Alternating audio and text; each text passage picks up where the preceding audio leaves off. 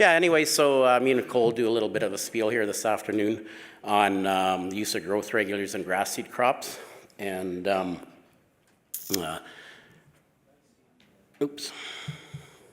we've, when we were talking about putting on this meeting again, we decided we probably should put something on growth regulators.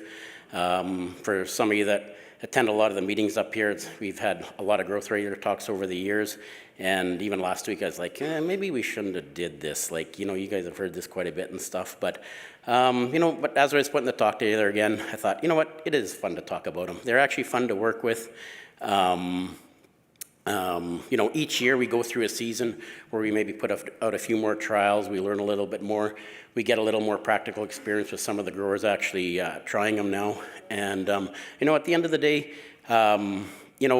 they're used across, they're basically used everywhere else in the world on the grass seed crops pretty much as a standard practice. I think they definitely do have a fit up here on some of our crops. Maybe not every year type of thing, depending on moisture conditions, stuff like that. But, they, even though they can be a little pricey at times, I think some of the work we've done definitely shows the economics can pay, especially when we get into some really nice stands with some, that are, well established, well fertilized, and have some really good moisture conditions, because we've had some pretty nice results with that. So so I think I think we just have to probably start getting a little more practical experience with them, getting a few more guys trying them, even if it's not doing the whole fields, just doing some strips. But they definitely, from the stuff we've done so far, they definitely do have a place. We just have to kind of get a better grip and better understanding and when not to use them. So anyways, what we'll do is I'm going to get Nicole here to just talk a little bit about just how growth regulators work and some of the science and agronomy behind it. And then I'll go through some of the trials that we've done with PGRs on creeping red fescue, timothy, and bromegrasses. And then actually I thought it was kind of like this summer too, when we were talking with Nicole about this program, that'd be kind of neat just to get her to give a quick overview of how PGRs are used on the crops in Norway, because a lot of them are actually kind of similar to what we're dealing with here. And so it'd be just nice to see, how they're using them on their timothy and bromegrasses and even fescue. And then I'd ask Nicole too to talk a little bit about PGRs on red clover as well. So that's kind of the summary of our talk, and I'll pass it over to Nicole for a few slides. Okay, so I just thought I'd start out with, Calvin asked me to talk a little bit about how PGRs work, but to do that, I like to talk about what actually makes yield in a grass seed crop. And then we'll intertwine that with what's the role of PGRs there. So I usually give this as a quiz in Oregon, and so the farmers have learned they don't get their pesticide credits if they don't get the answers right. But basically, seed yield is composed of two things: the number of seed you can produce and how heavy those seeds are. So I was actually looking at a graph from Antoine Nordesgaard, who is a Danish seed researcher who's long gone now, but it looks like about 90% of our seed yield comes from the number of seeds, and then about 10% of the yield is influenced by the weight of those seeds. So what I'm getting at here is that changing seed number is more important than changing seed weight. And sometimes we even have to sacrifice a little bit of seed weight if it means we can get more seed number. So I know that can be hard, especially for people who clean seed and handle seed. They always want big, heavy seeds, but it is good, and it's good to have heavy seed, but it's more important to have high seed number if you're trying to move the yield needle up. So what actually changes seed number? Nitrogen, of course, is a big one. Irrigation or rainfall is another big one, okay? And then reducing lodging with PGRs. And I'm actually going to show some examples of how PGRs can change seed number in the absence of lodging as well. So here's just an example. In the US, Trinexapac-ethyl, or what you all know and the rest of the world knows as Moddus, is called Palisade. It's a Syngenta product. It's the exact same thing. I don't know why they call it two different things, but they do. So this is just an example from perennial ryegrass that as you increase the rate of trinexapac-ethyl, you see that the number of seeds per meter squares goes up, okay? And it stops changing significantly at about that, what we call 3 pints per acre. So that is what the recommended rate is on perennial ryegrass in Oregon. Okay, so how does it do this? So there are different classes of growth regulators that exist in the world, but the two that you have registered here in Canada and the ones that are registered in Oregon as well are all what we call GA inhibitors. GA stands for gibberellic acid. And so essentially, gibberellic acid is what is responsible for stem elongation, okay? So these different GA inhibitors work to suppress the production of this plant hormone. GA is a plant hormone. So it suppresses that hormone and it works at different times. So for example, Manipulator suppresses GA earlier in the biosynthesis process than trinexapac-ethyl or prohexadione calcium, which is Apogee does. Okay, so that's why you'll see, and it's really important when you listen to Calvin, that timings of these things are critical. So if you are working with a species that responds to Manipulator better than it responds to Moddus, you've got to be putting that PGR on a little bit earlier. Okay, you've got less flexibility. So what these things do is basically they reduce the space between the nodes on the stem. Okay, so your goal as grass seed farmers is to grow the best crop with the biggest, fattest heads you possibly can. And that's great, but when those heads get too big, and the breeders have given us good varieties with good seed yield, like Leah mentioned earlier, and you guys have managed the crop well, you produce this big giant head, and then all of a sudden it falls over, and you have things like self-shading, okay? So Leah talked this morning about how grass seed crops can't self-pollinate. They're dependent on pollen moving around in the air. So if half of your crop is laying underneath the other half of the crop, guess what? Pollen's not gonna get to the heads that are laying below. Okay, so you restrict that pollination and fertilization. When you also bend that stem in lodging, you're reducing the amount of nutrients and water that are transported to the head as well. So what we're getting at here is that lodging reduces seed number, okay, which is the thing that we're trying to increase to move the yield. And what we've always thought that PGRs did was shorten that internode space so that you had a shorter, stronger stem to support that weight of that big head. And that is absolutely true. They are very effective in doing that. But we also know that we can sometimes, okay, so I'm gonna talk about this and then I'll get on to that point. So here's an actual physical example of what Moddus does to a perennial ryegrass spike. So if you measure the length of these two spikes, the one to your left has had Moddus. It's from a plot that was treated with Moddus. The one to your right is a head taken from a control plot that was managed with fertilizer and fungicide but had no Moddus on it. So if you measure the length of them, you're actually decreasing the length of the spike in perennial ryegrass when you use PGR. And you think, man, I want a big head. The bigger the head, the more spikelets on there, the more seeds. Well, if you actually, and we do a lot of this at Oregon State, it keeps our students employed throughout the winter, counting spikelets in between classes. So if you actually go through these heads and start counting the spikelets, okay, so everybody knows what a spikelet is. It's the little pieces that are coming out on the head. If you start counting those, even though the Moddus-treated spike is shorter, it really doesn't have any less spikelets.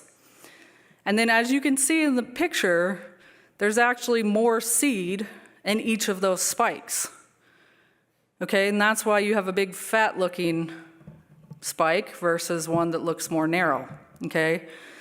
So that's physically what's happening, is you actually can see a change in the head, and even though you shorten the head, you don't change the number of spikes, but you increase the fertilization and you have more viable seed per spike.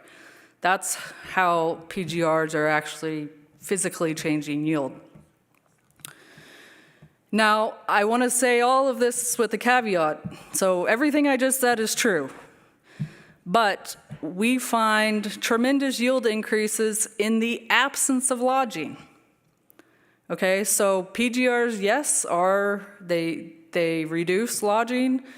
By reducing lodging, you get better pollination and fertilization. But even in the absence of lodging, we know that especially Moddus produces a higher seed yield. So this data that's up here, I just picked a data set. I know you guys don't grow a lot of orchard grass, but this was an easy data set. We find this in other crops.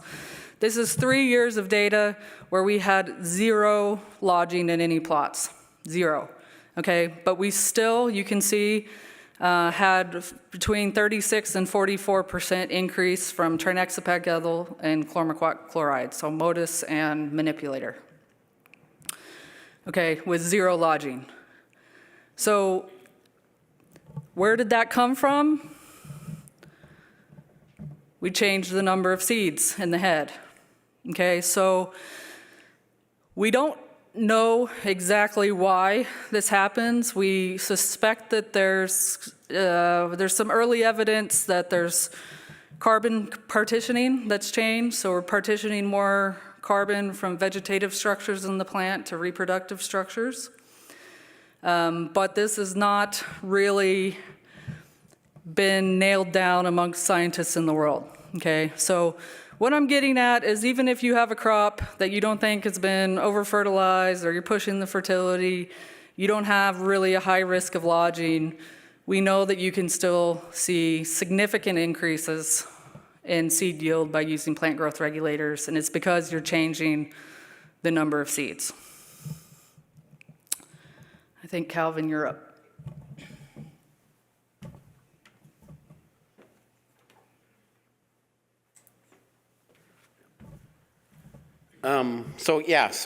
Perennial ryegrass, I think, is probably one of the most responsive grasses to growth regulators.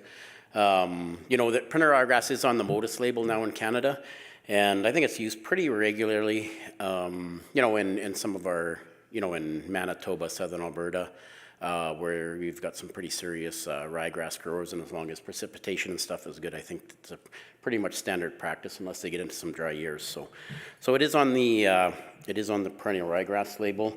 So over the last number of years, we've been doing work on some of the other grasses. So that's things like creeping red fescue, timothy, and bromegrasses. And 2 products, again, that Nicole mentioned that we've been working with has been Moddus and Manipulator. So throughout the presentation, you'll see TE, which is trinexapac, that's the Moddus. And then chlormequat chloride, CCC, would be Manipulator. And so we've taken both these products and put some trials out on a number of different grasses, like I said, looking at kind of Moddus by itself, Manipulator by itself, and then the mix of the two kind of at half rates or so forth. It kind of varies between the different grass seed crops that we've been doing work on. And again, we've had some pretty good trials over the last 4 or 5 years, and we'll continue to do some as well. They're just basically going on farmers' fields, small plot trials, but replicated. Pretty big harvest area for doing small plots. The data coming off is really good. Pretty basic data collection, just looking at plant heights, lodging, seed yield, and dockage. So the first one I talk about would be creeping red fescue. With these stands, we definitely, with these stands, we were picking some stands that were on sites that definitely had some good yield potential. Just looking at them in the spring, they were probably, you'd probably rate them as, say, 700 to 1,000 pound crops. We haven't seen a lot of that the last couple of years, unless you're in a isolated, where part of the piece where, we did get some better establishment and moisture. But again, basically looking at 7 different treatments at check, those 3 different treatments, putting them on at kind of the 2 to 3 node stage, which is kind of, we were probably a little bit later in some of these trials, but in these trials that I'm talking about today, we were probably more kind of a couple days, probably a week later, week after what you would have put your herbicide on in. And then we're also putting them on at the heading stage, so about 7 different treatments. This is just a picture of, I think, what's pretty typical when we did this first round of trials for when that first stage was, what we kind of call, in these slides anyways, a 2 to 3 node stage. It's probably a little bit later than, when moving forward on some of our other trials, we're definitely getting them on a little bit earlier. In fact, a lot of times, this 2 node stage, typically when we want to get them on, is pretty much the same time as you're going to be spraying your grass seed crops.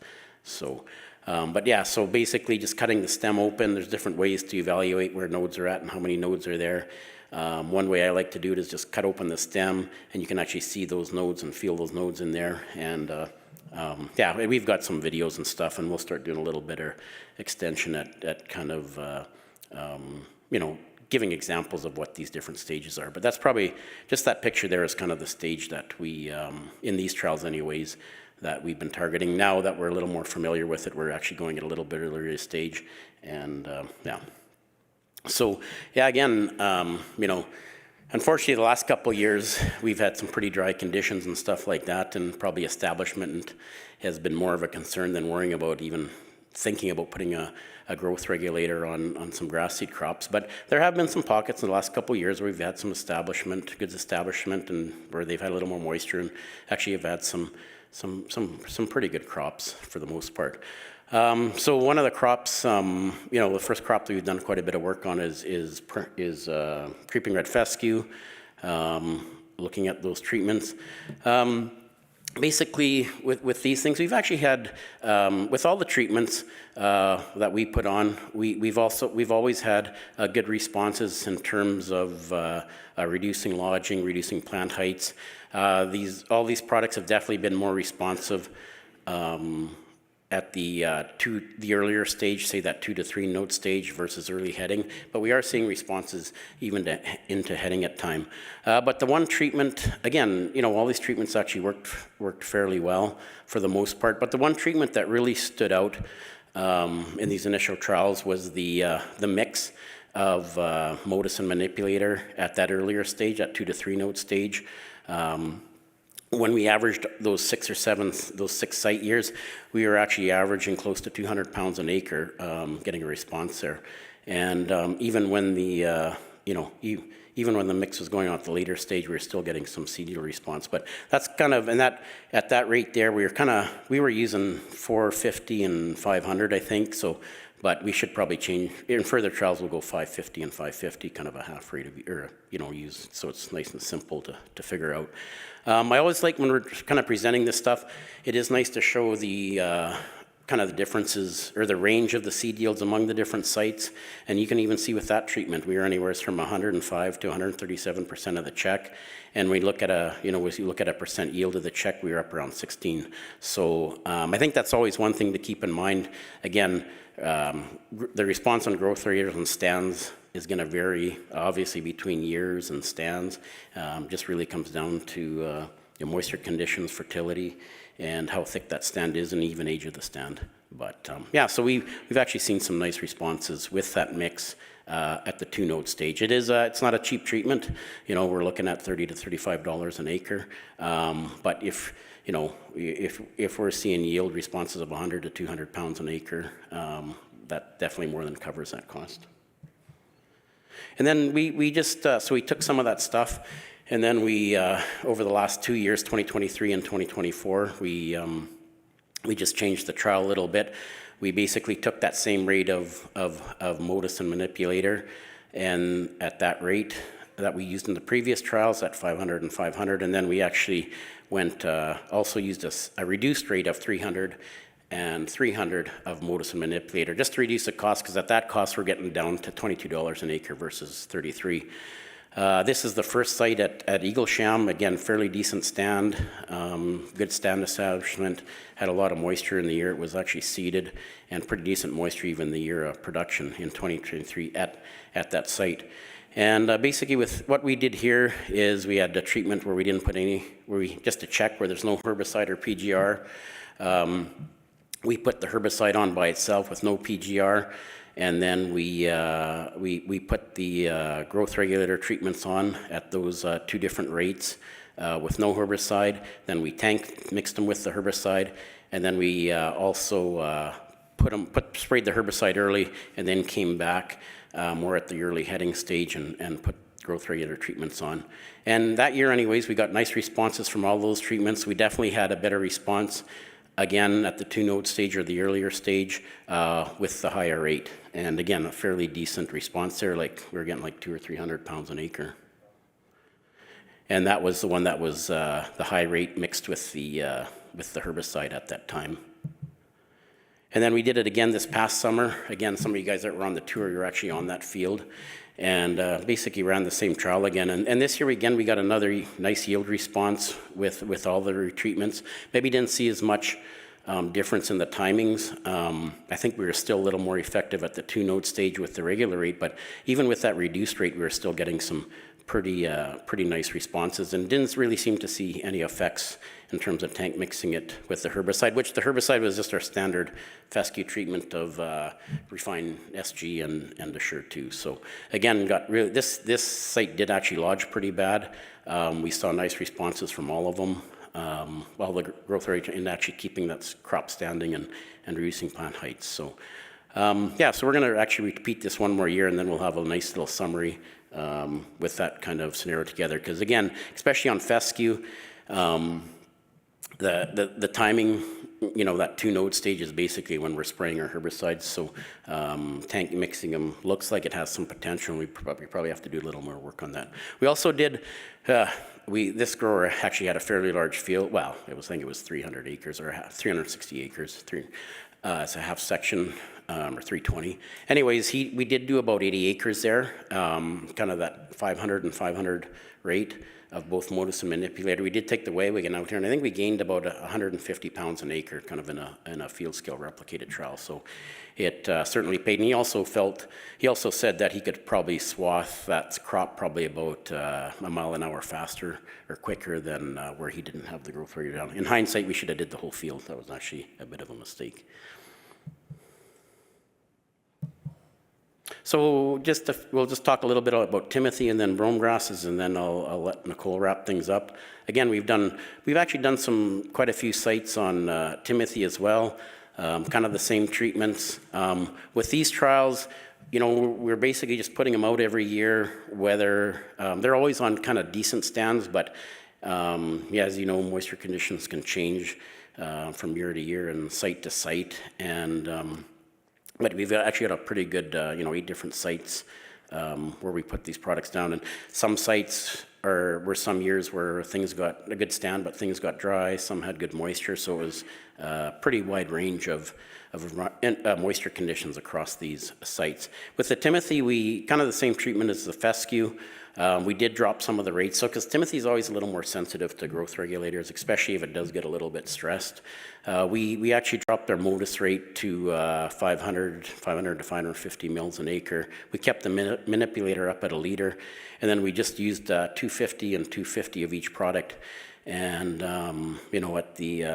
at the Moddus rate at 500, we're down to $23 an acre. Manipulator is more like 27 at 1 liter. But when you use that mix, you're actually getting down to $17 an acre. And this, what we've seen on Timothy so far, there was definitely a stronger benefit. Not to say we don't get yield responses later on into heading, but we definitely got better yield responses when we put these growth regulators on at an early stage. Regardless of which product we went with. When we went on at the early stage, we're gaining anywhere from 9 to 10%. And again, that's average across the 8 sites. But the thing I always like to look at, I think, again, with growth regulators, we kind of have to break it out among sites and give ranges. When we did get into some of those dry years, we did get some seed yield loss where we had Moddus in the mix, whether it was Moddus by itself or Moddus plus a Manipulator. But Manipulator alone, we can see we really didn't experience any seed yield loss even when we got in those drier years. And you can kind of see the range of seed yield responses that we got there, and both as in pounds per acre and as percent of the check. So the one treatment though that kind of stands out, I think, as being the most consistent one was probably that Manipulator at a liter an acre. At a liter an acre put on at the 2 to 3 node stage, or the 2 node stage. And, you know, especially when we went through especially on some sites where the moisture conditions weren't so good or got really on the dry side or stressed, we didn't see any damage. But on sites where we had really good moisture conditions, really strong strands, that's where things like the mix really shone. And I just broke this out quick. I just took out what I called 5 out of the 8 stands where we had average to above average moisture conditions. Again, this is just showing the different treatments, Moddus, Manipulator, and the mix, put on at the 2 to 3 node stage and at heading.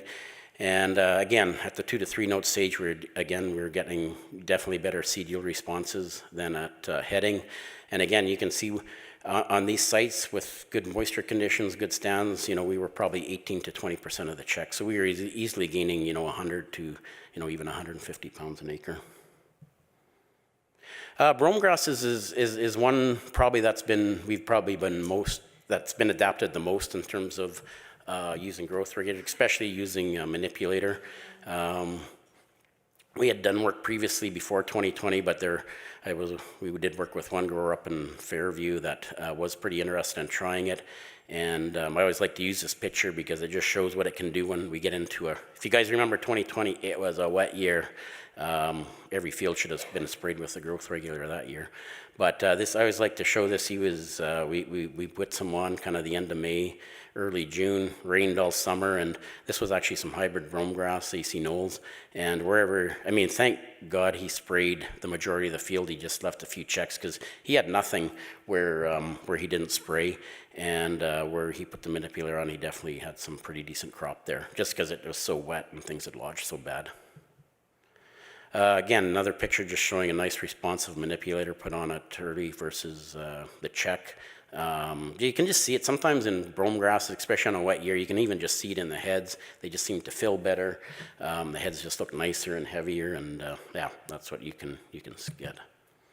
So with the treatments on bromegrasses, we were looking at again. We had been using a liter an acre. Again, the mix at 250, and then Moddus at 700 mils. And later on we did start to drop the rate of Manipulator to 700, and those are the different costs there. Again, the one treatment that seems to be the most consistent year in and out has probably been Manipulator at kind of 700 to a liter an acre.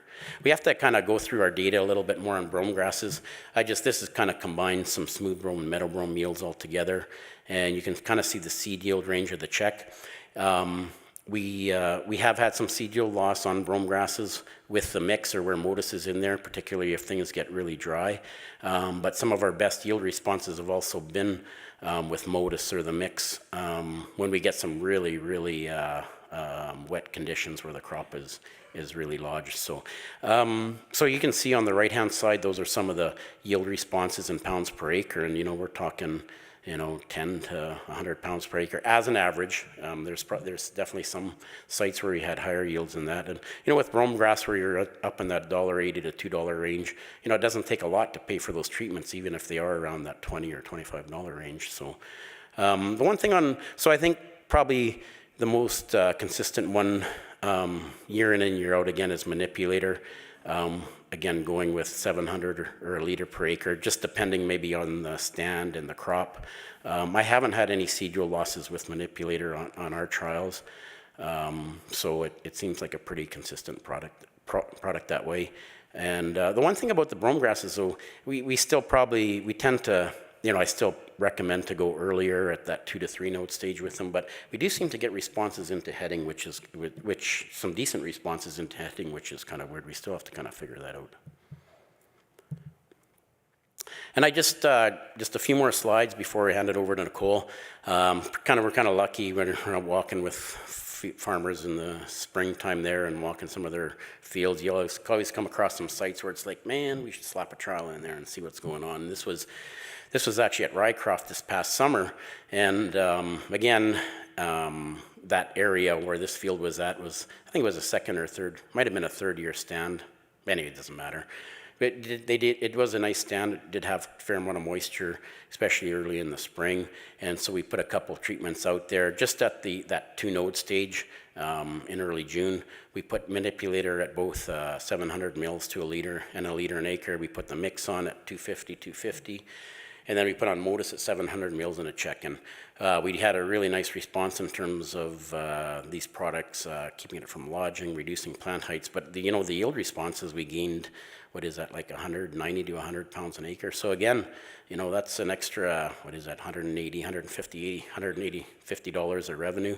Again, that more than pays for a $25 or $30 an acre treatment. And this grower too, he had quite a bit of smooth brome. We did all his fields, and talking to him, he was quite happy that he did it. So again, he was in an area that had some pretty good moisture this past summer, that Rycroft area.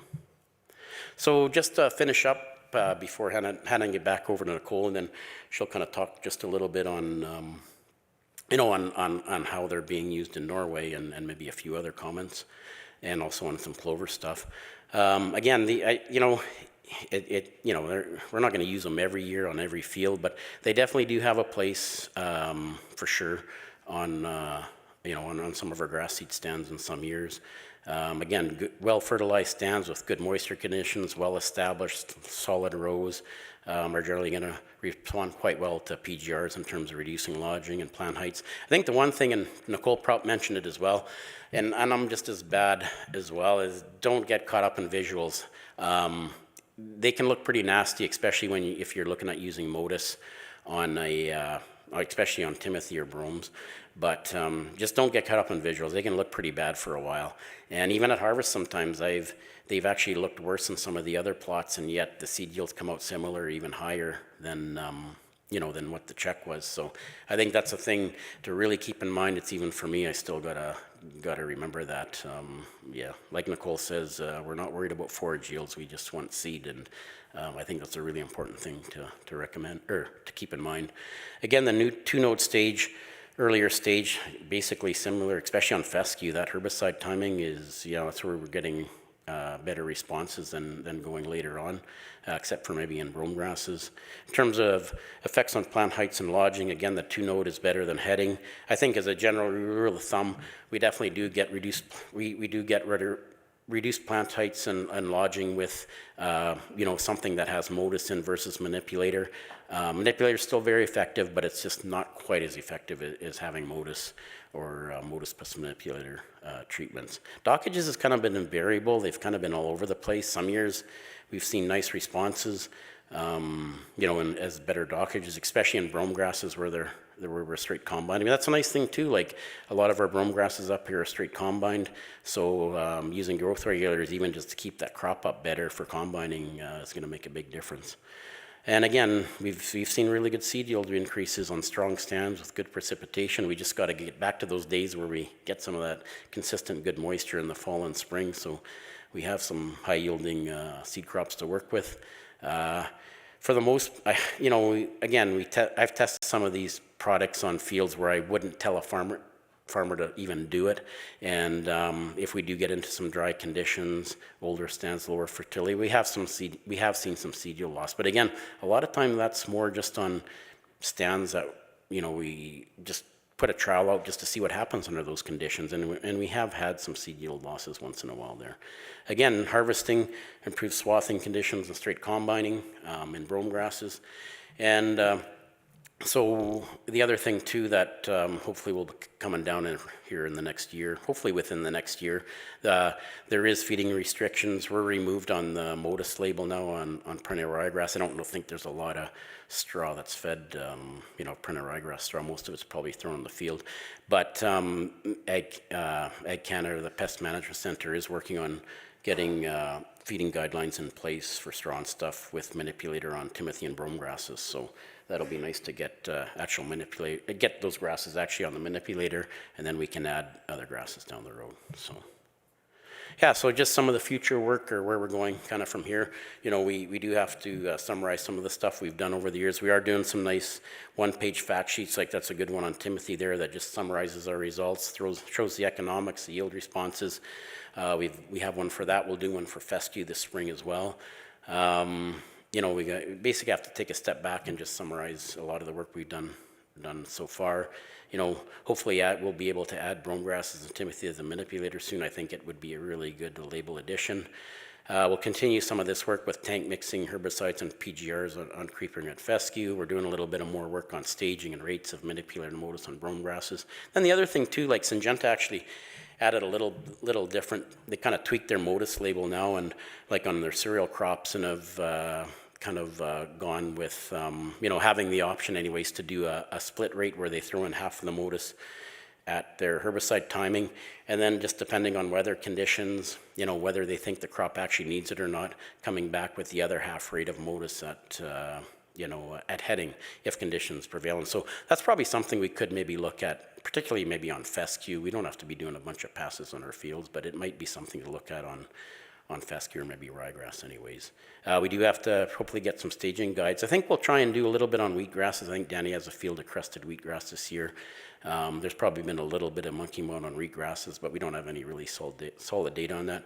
Then we do have a couple videos as well, staging videos. Nydia helped with one a year or two ago, and then Surrender and myself and Nydia did one this spring as well. So those will be available on our website. I think they're on YouTube or whatever. Just to get a little bit familiar with staging plants or grass seed crops for putting a growth regulator on.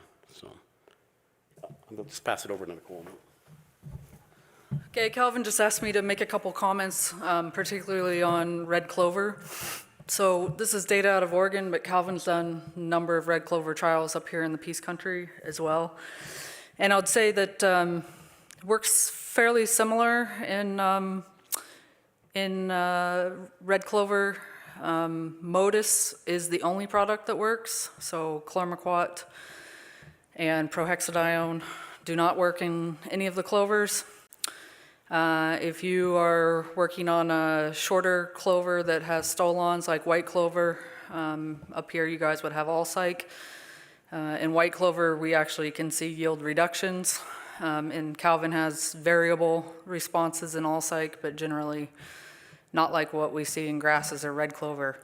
In red clover we generally always find a seed yield increase. So the system in Oregon is a little different. We take a seed yield for 2 years, and for reasons that I have never understood, but we have tried to sort of break the trend, we typically only see a response in the second year of production, but Calvin and folks in Norway definitely pick up red clover yield responses to Moddus in year 1. So what's important here is Calvin kind of talked about that 2-node stage versus bud emergence or head emergence. This is even more critical in clovers, and the reason for it is that we talked earlier about seed number and seed weight. So what you'll see on the graph to your right is that when we do pick up the yield responses, it is only at the 2-node stage, and we can actually decrease our responses if we wait for the flowers to come out. So we were initially hoping in Oregon that we could wait for the flowers to just about come out, because that's a time when we typically put an insecticide on for aphid management, so it'd be really easy to tank mix. But what we found was actually that we would see seed yield losses. And so back to sort of my, let's take a look at this. So yield increases that you can expect to see, and I think Calvin found pretty similar responses, was somewhere in that sort of 15 to 20% increase. So generally that's going to pay. Of course, it kind of depends on the price of the crop, but what you'll find, what it actually is doing in red clover is a little different than grasses, is you'll actually increase the number of heads. So you don't increase the number of heads typically in grass, but if you spray 2 strips in a red clover field and drive by it, you'll see it's really obvious. You see a whole lot greater density of heads where you've applied Moddus versus the check. So it's not only a lodging thing, but you actually have more heads. And we initially thought, oh man, we probably have more heads, but that's going to mean we have smaller heads and less florets. But when we went in and dug into the yield components and started counting florets, we either would not change the florets or increase them. So of course you still have got to get pollinators in there, but keeping that plant upright and not changing the number of florets should be increasing your overall potential. So why do we care about timing in red clover? So you guys remember in my first slides, we talked about seed number and seed weight. For reasons that we do not know, we actually, 2 colleagues and myself had a PhD student who spent 5 years trying to figure this out, and basically we never came up with the reason, was that you can really decrease the seed weight in legumes. You can find this in alfalfa seed in the literature as well. So you can see here that no matter what timing you use, you have an overall seed weight decrease, and that goes up when you increase the rate of Moddus. But as you can see, that drop is much steeper when you apply at early bud emergence versus at the 2-node stage. So in the case of white clover, where we don't actually increase the number of heads and we don't get more seeds, we actually decrease that seed weight enough that we can hurt ourselves and decrease the yield. So that's why really nowhere in the world, whether it's Europe or Oregon or New Zealand, Moddus is not recommended on white clover crops. We do recommend them on red clover crops, even though we see this seed weight loss. If you remember my beginning slides, we talked about how the seed weight is only responsible for about 10% of the contribution to yield. So because we are increasing the number of heads and getting a higher seed number, we can suffer that seed weight loss just a little bit because we're getting more than enough to compensate for that and still coming out ahead in the end. So that's an example where, you got to give up a little bit to get a gain. And then Calvin just asked me to summarize the practices on all the species in Norway. So they've actually been using growth regulators in Norway for over 30 years. And some of in fact, the very first red clover data in the world with PGRs came from Norway, from my colleague Trygve Omlid. And I thought Calvin and I were looking at this at his kitchen table a couple days ago as we were putting slides together. And one thing to remember here is that there are caps on the amount of active ingredient that you can use in the EU. Norway is not part of the EU, but it generally tends to follow the same regulations. And so one thing that was really interesting and that I think was really good for Calvin to see is that the two species where he sees chlormequat or Manipulator work maybe slightly better than Moddus alone is Timothy and the bromegrasses, and that's exactly what the practice is in Norway. So they call it cycocell instead of Manipulator, but it's the same active chlormequat chloride.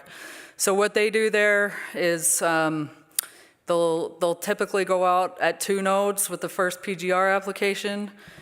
They're typically applying Moddus on most of the species except for Timothy and bromegrass. They would definitely start with chlormequat chloride. And you'll see that says 1 to 2 nodes instead of 2 nodes. And that is because chlormequat chloride inhibits that gibberellic acid just a little bit earlier than trinexapac-ethyl does. So if you're going out first, or you're putting chlormequat or Manipulator in a blend like Calvin was talking about, that timing is really important. If you're just using straight Moddus, it's really species dependent. So perennial ryegrass, for example, if you're using Moddus and perennial ryegrass, which is very, very effective, you really need to be on there at 2 nodes. Versus if you're in tall fescue or orchard grass, or I would even say red fescue, you have a lot more flexibility. 2 nodes to that early heading stage, and you're really not going to see a lot of differences. But I guess what I would say is just to play it safe, because weather conditions are always changing. If you've got a good spray window at 2 nodes, everything is responsive at 2 nodes. It's just that you have a wider window in some species, but everything responds at 2 nodes. But again, just make sure if you're going with something that's got Manipulator in it, you really want to be on early. And if you're growing perennial ryegrass, your Moddus really needs to be on at 2 nodes. So make sure you're learning how to stage those grasses and know how to feel for those nodes. Typically, once those stems start elongating and you start getting nodes, it can take off really fast. So you don't want to be sleeping. You'll still get a response later, but you're not going to get as high of a response. So your return on that investment on the product is going to go down. And then, basically because of the restrictions on the amount of active that are imposed in Europe, what they'll do is, especially with Moddus, they'll put this 0.8 liter per hectare, which is fairly close to some of the Moddus rates that Calvin was using.